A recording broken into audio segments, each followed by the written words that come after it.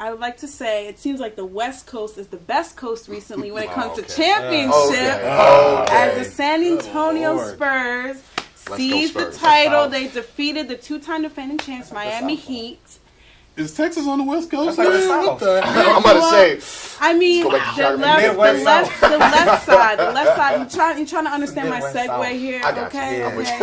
So, long story short, San Antonio Spurs won their 5th franchise championship. Congratulations. They practically swept the Heat 4-1. Golf clap. Unbelievable series. Oh, are you upset? No. Look, hey, I'll tell you the truth.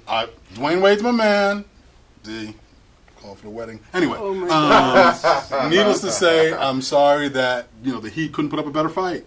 I think it just showed, though, the Spurs were determined from last year's series. They were, out to prove people were wrong and saying these guys are too old. The big three can't do what they were going to do. And I mean, unfortunately, the Heat didn't bring anything in terms of what they had in the past. Their bench was outplayed.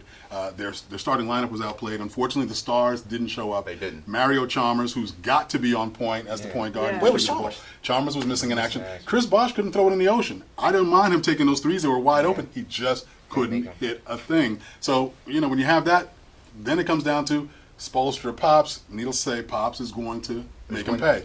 Those guys earned it. They were class all the way. I mean, it was a beautiful thing to watch. I've got one name to say about this NBA Finals. Kawhi Leonard. Yes. Kawhi Leonard from Game 3, putting up 20-plus point games, leading the team to 3 victories, and becoming the MVP of the NBA Finals.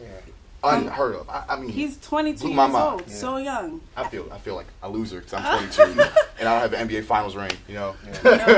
But Greg, I know you were kind of supporting the Heat. Yeah, I wasn't supporting the Heat. I'm not a Heat fan. Well, you would have I would rather Heat win than the Spurs. Greg said, "What?" The games are tied right now. Thank God. Based on what you're seeing so far, what's your prediction on the final outcome? Who will win the chip? I'm gonna say the Heat in 6 and go out on a limb. Glenn said, "What?" Look, the bottom line is if the air conditioning's on, Heat win in 6. If the air conditioning is off, anything's possible. Bianca said, "What?"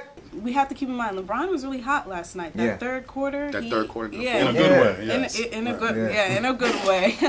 No pun intended. But I mean, if LeBron's hot, certainly the Heat has the edge. But you cannot sleep on the Spurs. Now back to reality. Look, if the air conditioning had worked that first game, he'd been in it.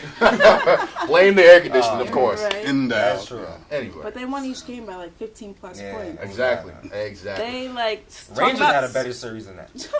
No. Okay. Well, Yeah, yes, you the can hockey say series that. was You way can better. say that. That's But fair. talk about sweet redemption. Like the Spurs played with class, team ball, and they just truly exemplified and show that exists nowadays. It's not all about that star player, the big three. They really utilize all their components. I think they show what a model organization is supposed to look like. Right. Exactly. That dynasty started with those 3 players drafted in 99. And that's the thing.